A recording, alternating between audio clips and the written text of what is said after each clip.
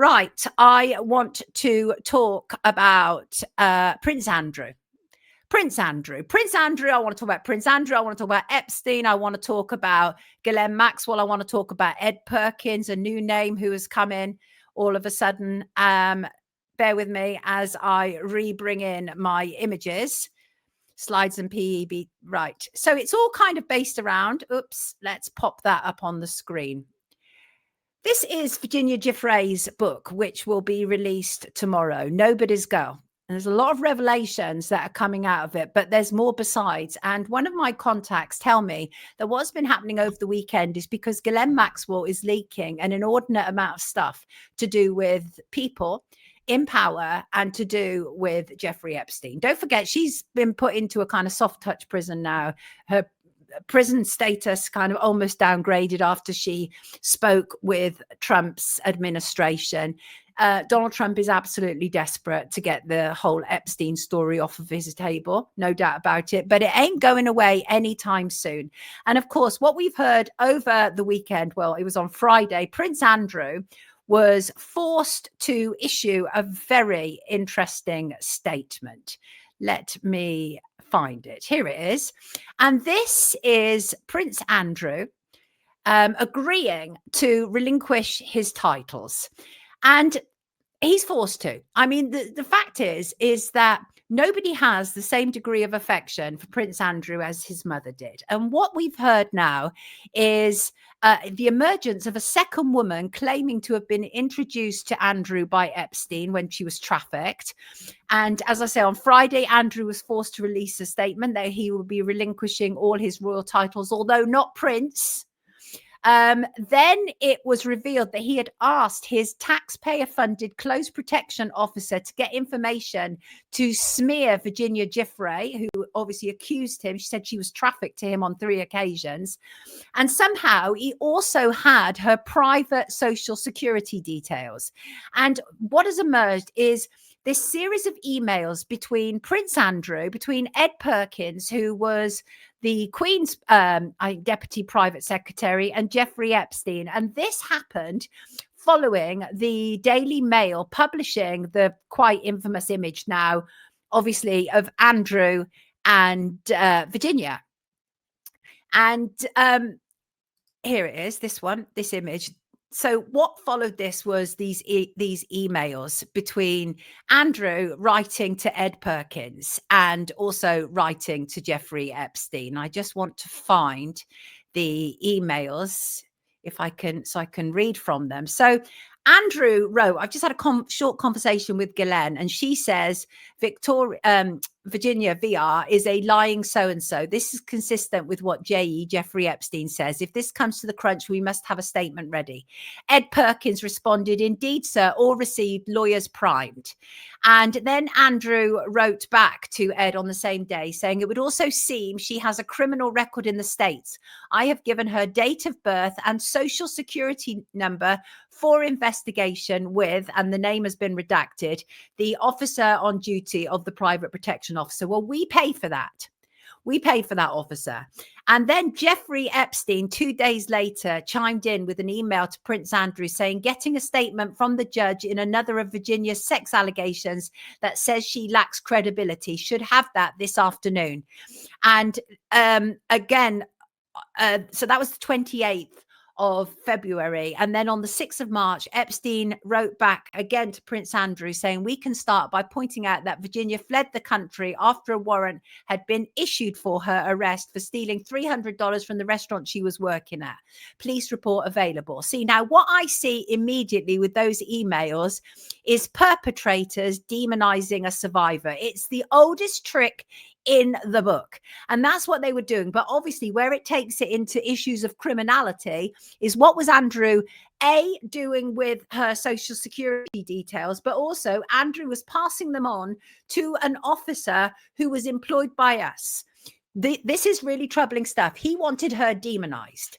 And clearly they decided that they were going to do everything that they possibly could to attack her. But what this tells us largely, because This fallout is far from over. They have managed to hide this for a very long period of time. But one of the things that kind of I was questioning about was, why are they raking up a lot of stuff that we already knew? And the reason I say that was because for the last 3 years, I have said very clearly and repeatedly that the reason that the Queen, who fully knew about Andrew, by the way, we now know, but the reason that the Queen paid to pay off Virginia Giuffre, who was suing Andrew, was because the Queen did not want it to clash with her Jubilee.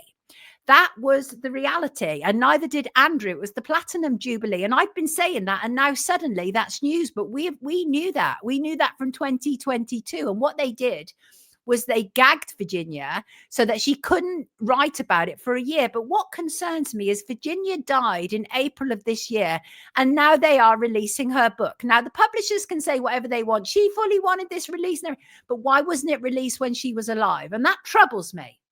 That troubles me, because one of the things that we absolutely know, she was gagged, as I say, for the first year. And what happened was the settlement paid to her avoided a public trial. It saved the monarchy from the controversy of any in-depth investigation involving Prince Andrew.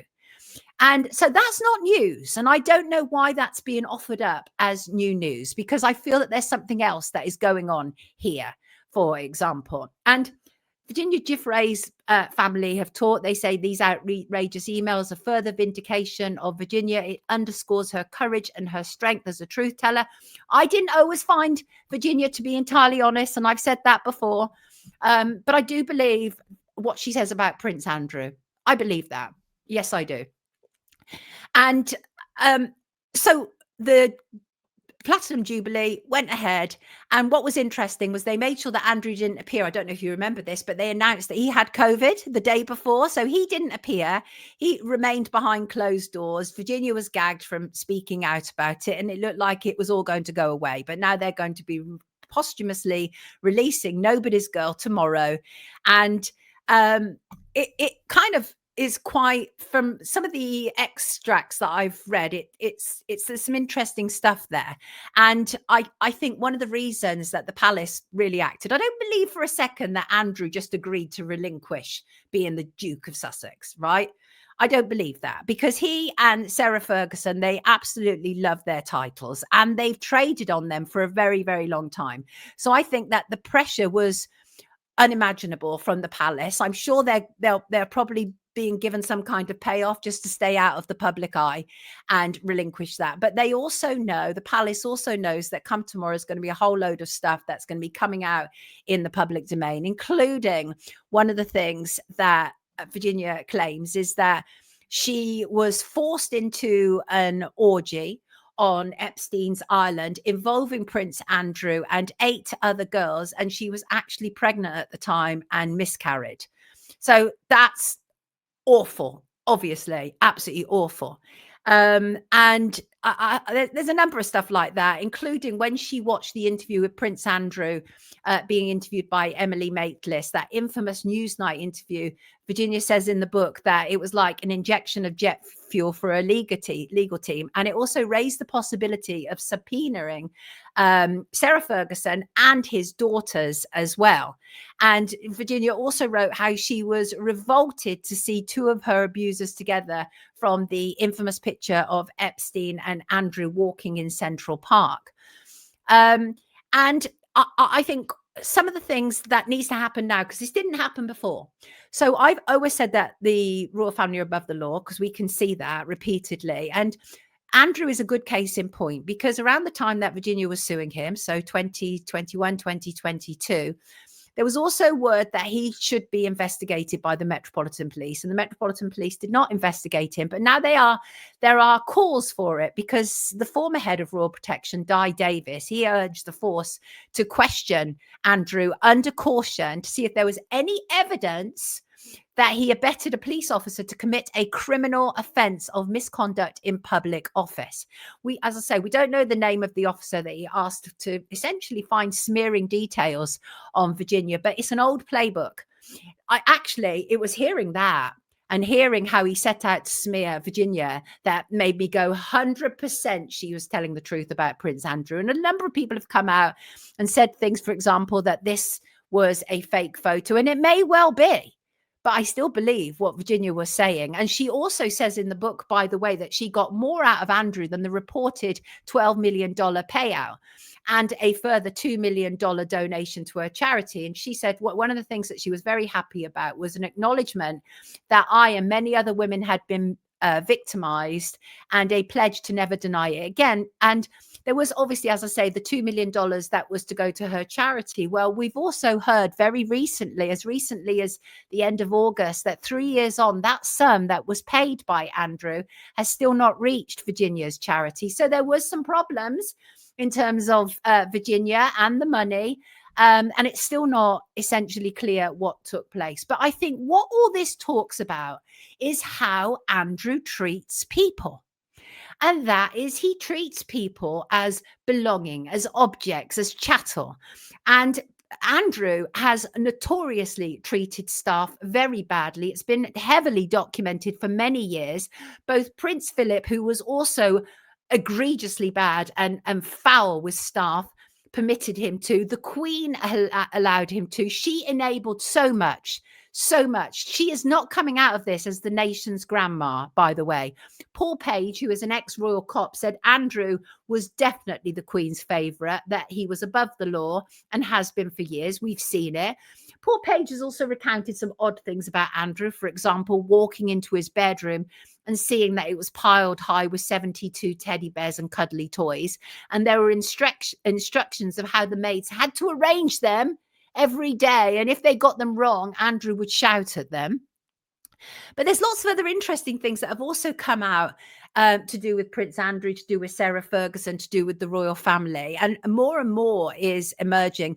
And some of that has come out through Andrew Loney's book entitled Andrew Loney Was With Us Recently. You might want to refer back to the interview where he talked about Prince Andrew, that sense of entitlement, and Sarah Ferguson, both the same, both opportunists, very greedy people, sex mad, both of them. They were almost a marriage made in heaven. It's a shock in some respects how that they even divorced. But also, one of the interesting things that Andrew Loney says, and I think that this is really curious, is that at Andrew and Sarah Ferguson's wedding, there was obviously Prince Philip and Sarah Ferguson's mum, Susan Barantis, and they were in a carriage together. Have I got it? Yes, here they are. You can see them. And actually, what Andrew Loney said is the great irony was that Andrew's father, Prince Philip, and Sarah Ferguson's mum had an affair 20 years previously. And then it was the face of respectability at Andrew and Sarah Ferguson's wedding. They rode in the carriage together. And I believe that is absolutely possible, because these are very, very small circles. Very small circles. And what the book asserts is that Susan Barantis, Sarah Ferguson's mum, became exasperated because her father, Major Ronald Ferguson, who was also a friend of Prince Philip's, was a notorious womanizer. It's weird, but it is absolutely possible how small their circle is. How small their circle is indeed. But I think the truth is why Andrew was forced to relinquish his title is because he knows there's worse to come. They all know there is worse to come. There's this second woman, for example. And Virginia is obviously intending to get her information out from beyond the grave. But how much of that was down to her, I do not know. I still don't fully understand why it wasn't released when she was alive. She was only given a 1-year bar, which meant that it could have come out in 2023. Oh, there's way worse to come, Shug. Wait, this is the soft stuff. This is the soft stuff. I think some of the stuff that's going to come out is going to be to do with Andrew's sexuality. There are many question marks about his sexuality and whether he's actually bisexual. I mean, he was always portrayed as Randy Andy, like a womanizer and everything. But there are many question marks over his sexuality. So I think that's one of the things that may come out. Somebody suggested to me that it's highly likely that some relationship between Jeffrey Epstein and Prince Andrew may emerge. I don't know. That's just kind of like a guesstimate, really. But I think it is the fallout from Jeffrey Epstein is absolutely substantial. First of all, you had Peter Mandelson, who lost his job as the British ambassador to America. Prince Andrew lost his titles. Nobody can tell me, as Thomas Massey says, the American politician, that there's nothing in the so-called Epstein files. Nobody can tell me that. Clearly there is. Trump's done everything he can from divert our attention away from it. And I think the whole idea of Andrew suddenly falling on his sword, they are hoping very much this will go away. One of my contacts said to me, be under no illusion whatsoever that this is a deep state story. The royals have long suppressed the truth about them and their private behavior. As one example, Princess Margaret was known to actually be seen to be burning letters to do with Diana. You know, that's getting rid of a paper trail. The lack of transparency around the royal family has gone on forever. There's files sealed that we can't see. We can't see pertaining to these people and won't see until well after our death. Andrew is, in my opinion, both the tip of the iceberg and a scapegoat to a degree. Because what about Charlie? What about Charlie and all of his relationships? But Andrew, nonetheless, is very easy. He's a very easy target. That's not saying he's a saint, not saying he's innocent, not at all. I'm just saying he's very useful. His lies, his alleged sexual behavior. And, you know, again, I have to ask, why is so much of this all coming out now? And why are so many papers pertaining to Andrew in closed, sealed files under the guise of national security? For the last 5 years at least, legacy media and their hands have had everyone focused on Harry and Meghan. Listen, no fan of Harry and Meghan, but come on. There's a lot more serious stuff taking place at the palace and within the royal family than Harry and Meghan. And one of the things that Andrew Lowney has delved into is Andrew's childhood. And he was the third child. The Queen admitted to spoiling him. Andrew was cheeky, not like the rest. He was a naughty boy. He had this attitude of I can get away with anything. Even at a very young age, he exhibited a very strong sense of entitlement. And I don't doubt that. You can see that in him. I mean, you can see that in him. He has that air of him that he walks on water. Well, he won't be wearing those robes anytime soon, will he? And his wife, equally his ex-wife, she might as well still be his wife. She's still living off us. Greedy, spent huge. Do you remember when she offered access to the news of the world to Andrew for £500,000?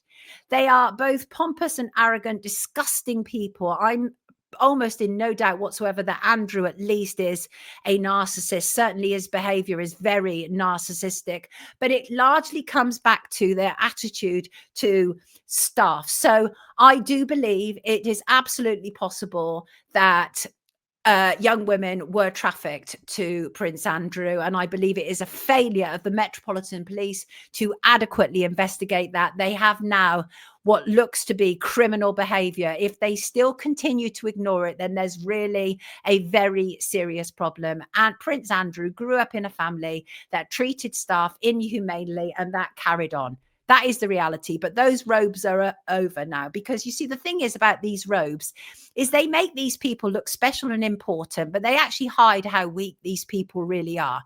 And these robes and all of this regalia makes them look above the rest of us, and they are far from it.